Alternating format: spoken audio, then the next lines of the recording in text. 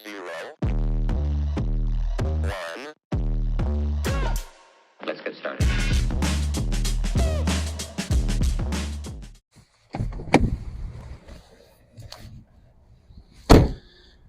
This is Hard Reviews 1-2, and I'm going to take a look at my own personal truck, my Ram 1500 Bighorn 2022, the before and the after of what it's like to live with a lifted truck. In my first video, I actually talked about what I did and what I changed with the wheels and the tires, how high I did it, what lift I chose, and what I did to make it different. So today we're going to talk about all those differences and see if I made a good choice. Well, you can't talk about a lifted truck without talking about the way that it looks after you've done some work to it. I've always wanted to make one of those pretty lame videos where you get close-ups and you go real close to the tires and the wheels, because I think it's pretty cool, honestly, and I want to do it from my own. So let's get this thing cleaned up. I will do that, and then we'll get into the other side of the review. Well, learning mode for me, there are basically no car washes close to my home in Chicago, so I'm going to give you a salty dog view of the truck now.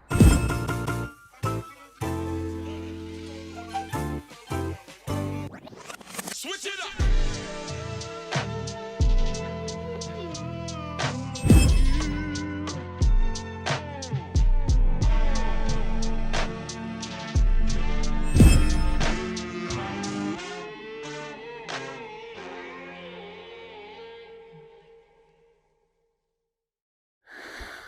It is very chilly in Chicago, which is why I'm very excited to get back in the cab, put the heat on, and actually talk to you guys about what it's like on the inside with the road noise, the ride quality, and a couple other things that I want to go over in this video that I think are really important when you guys are deciding whether or not you want to actually lift your truck. Because there are some pretty big differences. So let's get in, get a little warmer, and talk about it.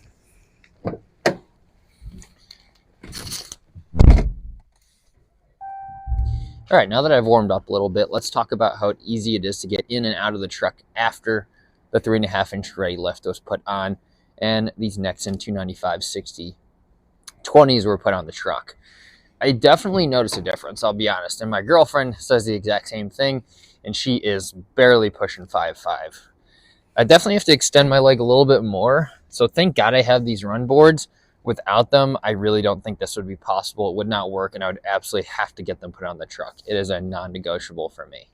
If you're somebody that is a little older in age, I'm 26 going on 27, so I like to think I'm still a little limber. But if you're gonna have some difficulties, extending your leg, moving up, really putting pressure here to get yourself up in the truck, this may be something that could deter you from getting your truck lifted, or at least lifted higher than maybe 2 inches, which is basically leveling kit. It is going to add a little bit of difficulty, and my parents, who occasionally borrow my truck, say the same thing. The other aspect worth discussing when it comes to getting in and out of the truck is actually what changed when loading things in the truck. So it's about my waist level. I'm about 5'10", 5'11". I actually prefer this, and I think some would disagree with me. I think if I'm carrying something really heavy up high, I can just easily slide it onto the flatbed and call it a day, and then push it the rest of the way in to the flatbed. It's definitely getting a little cold again out here in Chicago. So for me personally, I think it's fine. I think it works. My dad completely disagrees. He thinks it's a lot harder to put things in and out of the truck. I will say this little step comes in handy, especially if you want to get things up. Like if you take the tonneau cover off and you're not putting this down, I think this is absolutely crucial to have. I love that Ram puts it on their trucks. But for me personally, not a huge difference. I actually like it because I think it's easier to slide things in and out. So that's my personal opinion on the ride quality, on the ride height after the lift for the back and the tailgate. And I think one thing to talk about that is also worth considering for my personal lifestyle is it easier to get this guy in and out of the truck, and is it harder on him? So let's take a look. Come on, buddy. So he can get his 2 feet up, but he has a hard time getting the other ones up. And he usually tries to get his other back feet up like that. But I usually have to lift up his little back paws onto the running boards. I mean, as you can see, it's definitely a little bit harder for him to get in and out of the truck now that it's lifted.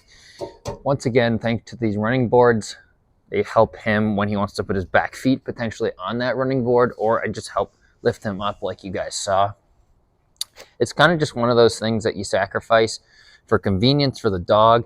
It's not my favorite thing. Probably one of my least favorite things about the truck is actually that I have to put him in a little bit of strain to get in and out of the truck.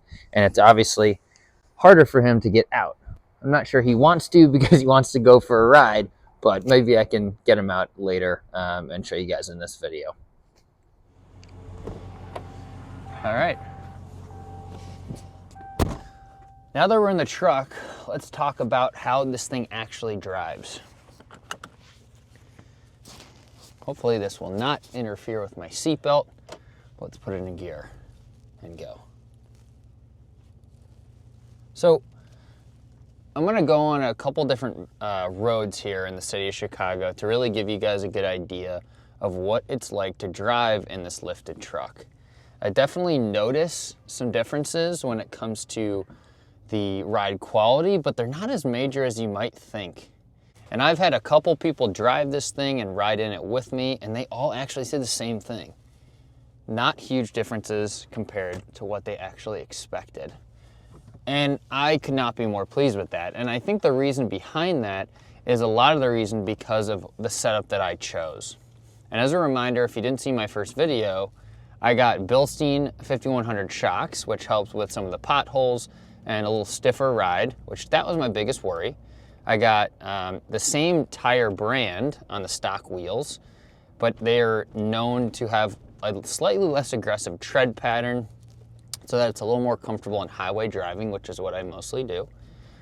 And then I also didn't go crazy high in the lift. I got a ReadyLift 3.5-inch lift kit, which was mainly just for looks. I didn't find a ton of research saying one's better on the highway than the other.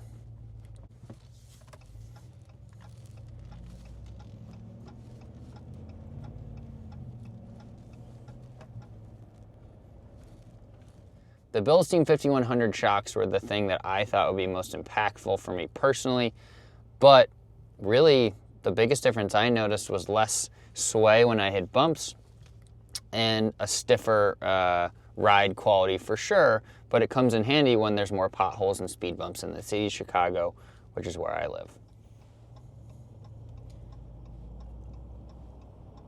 And we got the red. Go figure.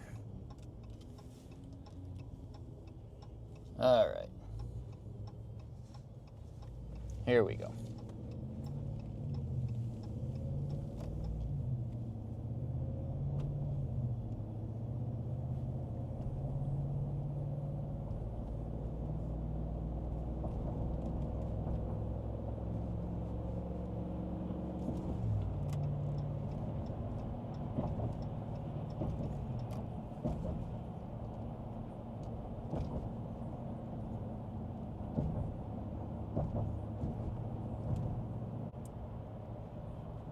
Unfortunately, we are not on the smoothest road, but I'll continue to stay quiet a little longer. Looks like we're going to get on a slightly better patch. And our good old reliable Chicago traffic ahead.